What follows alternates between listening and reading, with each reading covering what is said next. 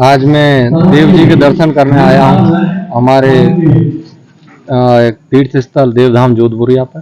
और ये मेरा सौभाग्य है कि आज नई कोई कार्यकारिणी हो उसका भी आज पदभार ग्रहण समारोह है। तो समाज जनों के बीच में जा रहा हूँ, लगभग 10-15 दिन हो गए। तो मूवमेंट को लेकर के जो समाज ने साथ दिया था मेरा, उन सबका आभार भी व्यक्त कर रहे हैं और समाज को एक जाजम पर एकजुटता के लिए हम लोग काम कर रहे हैं। आज गठन किया गया है पदभार समारोह, किस तरीके से देखते हैं? नहीं, होना चाहिए।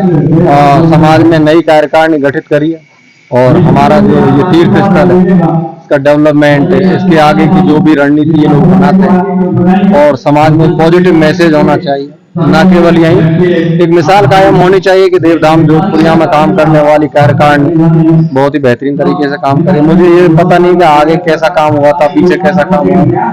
मेरा तो सबसे आग्रह यही है कि मिलजुल करके सबको साथ लेकर के ऐसा काम करें कि जिसका इतिहास गवाह बने और एक नई पहचान बने देवधाम जोधपुरिया। देवधाम जोधपुर एक नया इतिहास निर्माण में लिखने जा रहा है। इस बार नए लुक में मंदिर का निर्माण होने जा रहा है, किस तरीके से देखते हैं आप?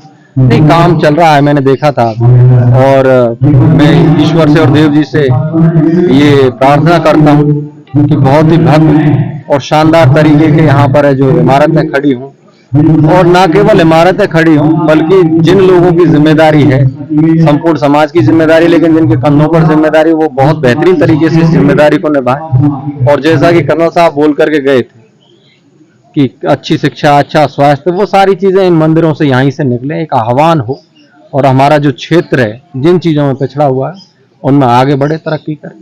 5 ना बांध से जो आंदोलन के रूप में आपको देखा गया और इसको लेकर युवाओं में काफी एक आदर्श के रूप में आपको मानने लगे, क्या कहेंगे? ये तो मेरा परम सौभाग्य है और हमारे समाज का मेरे ऊपर आशीर्वाद, युवाओं का जो जोश, युवाओं का जो सहयोग मुझे मिला, ना केवल युवा साथियों का बल्कि माता बहनों का, हमारे पंच पटेलों, बुजुर्गों का, सबका आशीर्वाद है।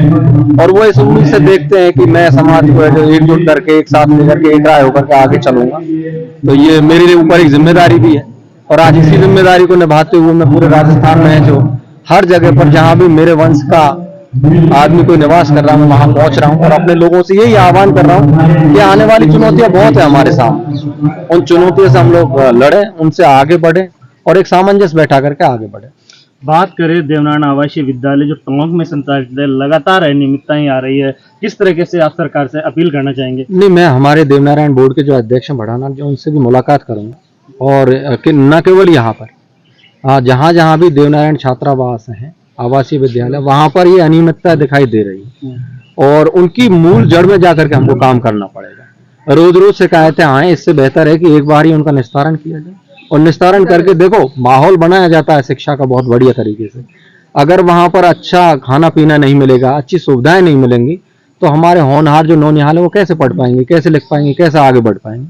तो उन सब चीजों पर है जो बढ़ाना जी से मिलकर के चर्चा करेंगे, जहां जहां अनियमितताएं होंगी उनको दुरुस्त कराने का काम करेंगे। क्या कहना चाहेंगे आप मीडिया के माध्यम से बढ़ाना जी? नहीं, मैं बढ़ाना जी से ये कहना चाहूँगा कि आप ठीक काम कर रहे हैं, इसमें और सुधार लाएं और बेहतरी से आगे बढ़ें और बड़ी जिम्मेदारियां आपके कंधों पर। सरकारों का काम तो चलता रहता है लेकिन एक सामाजिक जिम्मेदारी भी रहती है। जिस बोर्ड के आप अध्यक्ष होते हो उस बोर्ड से समाज को भी बहुत उम्मीदें रहती है। आप जाइए, आप नहीं जा सकते तो पहले हम लोग काम करते थे कर्नल साहब के साथ में, तो संभाग वाइज, जिले वाइज टीम बनाते थे। अब अकेला चना तो बाहर नहीं फोड़ सकता, पूरे राजस्थान में कहाँ कहाँ भटकता घूमेगा, कहाँ कहाँ घूमता फिरेगा। तो इससे बेहतर है कि टीम बनाए। देवनारायण बोर्ड में कांग्रेस के कार्यकाल में 4-5 सदस्य बनाए गए थे अध्यक्ष के अलावा, शायद वो अब बीजेपी के कार्यकाल में नहीं बनाए गए। तो विस्तारित करें, आगे है जो लोगों का सहयोग लें और अगर आप स्वयं अकेले कर सकें तो अकेले करें, लेकिन ऐसी असुविधाएं नहीं होनी चाहिए। मिल करके उनसे बात करेंगे, चर्चा करेंगे और आगे का समाधान निकालेंगे। क्या अपील आप युवाओं से करना चाहेंगे? जो युवा समाज के कई युवा है जो लगातार नशे की लत की ओर अग्रसर होते जा रहे हैं। नहीं, नशे के तो हम लोग खिलाफ हैं। कर्नल साहब ने नशा मुक्त समाज की कल्पना की थी और हम उस कल्पना को साकार करने के लिए युवाओं का सहयोग चाहेंगे। और नशा नहीं करना, नशा नाश की जड़ है और हमें नाश नहीं करना, हमें हमारे समाज को जमीन से लेकर आसमान तक उठाना है। तो इन युवाओं के ऊपर, हम सबके ऊपर इसकी जिम्मेदारी है। युवाओं से नहीं, मैं तो प्रदेश के हर युवा से, मेरी समाज नहीं, सबसे ये कहूँगा कि अगर आपको देश को, प्रदेश को आगे बढ़ाना है तो नशे से दूर रहें, अच्छी शिक्षा, अच्छा स्वास्थ्य पर ध्यान दें और आगे बढ़ते हुए इस देश की तरक्की में सहयोग दें। बात करें टोंक जिले की, तो टोंक जिले में एक नुक्ता प्रथा, एक ऐसी प्रथा है जो लगातार समाज को कमजोर करती जा रही है। कहीं मीटिंगें होती है लेकिन जो निष्कर्ष है ढाक के 3 पात की बराबर होती है। देखिए, परंपराएं जो होती हैं वो निभाने के लिए होती हैं, लेकिन परंपराएं अगर अभिशाप बन जाए, परंपराएं अगर समाज को गर्त में ले जाए, तो ऐसी परंपराओं को छोड़ देना चाहिए, ऐसी परंपराओं को तोड़ देना चाहिए। उस समय की ये परंपराएं होंगी, लेकिन आज के समय में ये परंपराएं ठीक नहीं है। हमारा देश तरक्की कर रहा है, चांद पर पहुंच गए लोग, और अभी हम नुक्ता प्रथाओं में, दहेज प्रथा में, बाल विवाह में, आटा साटा में, इसी में ही उलझे हुए, तो हम लोग पीछे रह जाएंगे। कर्नल साहब कहते थे कि जो समय के हिसाब से जो समाज नहीं चलता, वो समाज तरक्की में हर चीज में पीछे रह जाता है अन्य समाजों से। तो मैं तो यही कहूंगा कि हमारे जो पंच पटेल हैं बुजुर्ग में, वो थोड़ा सा मॉडिफाई, थोड़ा सा आगे बढ़े और जो नए समय के हिसाब से जो अपने आप को ढाले। किसी भी चीज की हट पकड़ के बैठना ठीक नहीं है, गलत चीज की तो बिल्कुल भी नहीं। अगर हमको हमारे समाज को आगे बढ़ाना है तो इन चीजों से हमको दूर रहना पड़ेगा। आप एक युवा है, दिल्ली में जो घटना हुई है किस तरीके से?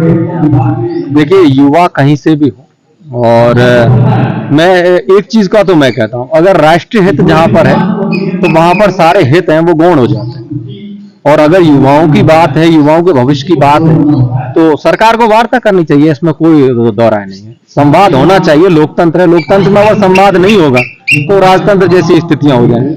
और मैं तो युवाओं से भी अपील करना चाहूंगा, वहां पर जो लोग प्रोटेस्ट कर रहे हैं उनसे भी, कि आप ऐसा कोई काम नहीं करें जो राष्ट्र के हित में नहीं है। सरकारों के हित में हो वो एक ठीक है, लेकिन राष्ट्र हित में जो काम हो वो करें। आप संपत्ति की तोड़ फोड़ है, आगजनी है, पुलिसकर्मी है या अपने जवान है, उनको नुकसान पहुंचाना, या पुलिस कर्मियों द्वारा, जवानों द्वारा जो आम युवा को नुकसान पहुंचाना, ये मुझे ठीक नहीं लगता। बात करें, कई बार सोशल मीडिया देखते रहते हैं, आराध्य देव है गुर्जर समाज के भगवान देवनाथ, लेकिन कई बार सोशल मीडिया पे ऐसा प्रेजेंटेशन किया जाता है कि लोकप्रिय एक बदनाम स्थान है। युवा लगातार अपनी जो मानसिकता को खोते जा रहे हैं और सोशल मीडिया पर लगातार कई तरीके के कमेंट्स देखने को मिलते हैं।